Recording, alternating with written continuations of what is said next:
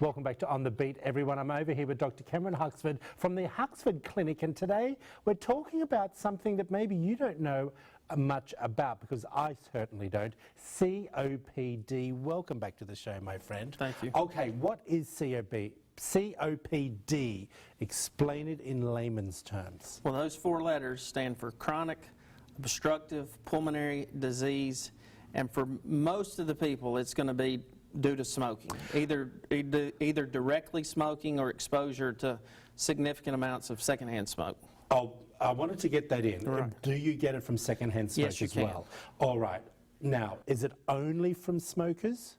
No, it's usually smoking. That would Okay. account for most, but then certain occupations, maybe welders, coal miners, sandblasters, those who work around asbestos, they can have COPD, and there is a genetic form of it as well. Oh, really? Yes. How do we know if we've had it, if it's genetic? Well, the only way to know is a specific finger prick blood test. We do those in the office. The genetic form is called alpha-1 antitrypsin deficiency, and it's not common, but it's not rare either. We find several every year.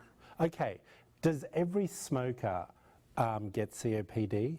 No. Fortunately, not every smoker will get it. Some people can smoke a lot and not have any trouble, live their whole life without problems, and some people can smoke relatively little and then get lots of problems. It's unique to each person. What does it sound like? What does it do to you? Well, the most common symptom would just be shortness of breath. People just can't, they find that they can't do what they used to could do.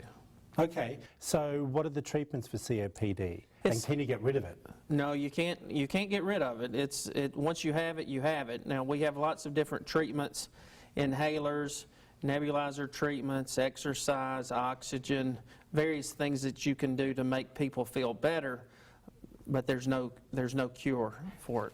As you're sitting here and I'm listening to you, is this similar to what we maybe know as emphysema? Because yes. That's for smokers, right? Yes, it's essentially the same thing. I mean, under the umbrella of COPD, there's emphysema and there's chronic bronchitis, which they have a little bit of difference between those two, but they're all under the umbrella of COPD. Okay, now, I come into you. What are the tests that I would be needing to have to see if I've had the COPD after the initial blood test, if maybe grandma or uncle has COPD? Everyone would get a chest x-ray and then pulmonary function test or a breathing test. What are you looking for in the x-ray? Well, looking to make sure there's nothing else. First of all, no cancer, no pneumonia, nothing else that could be causing the shortness of breath. Okay. And then the pulmonary function test will confirm that the person has COPD or not, but then will also let us grade it as mild, moderate, severe, and even there's a very severe. And then based on your classification, the therapy may be different. And this is what you see some of those people in wheelchairs, and they continually got a mask on, oxygen mask? Yes. That's the severeness of it?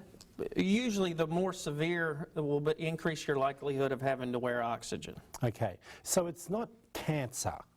No, it's not cancer, but having COPD does increase your risk of having cancer. Yes. If you were to give up smoking, and would you see some sort of relax?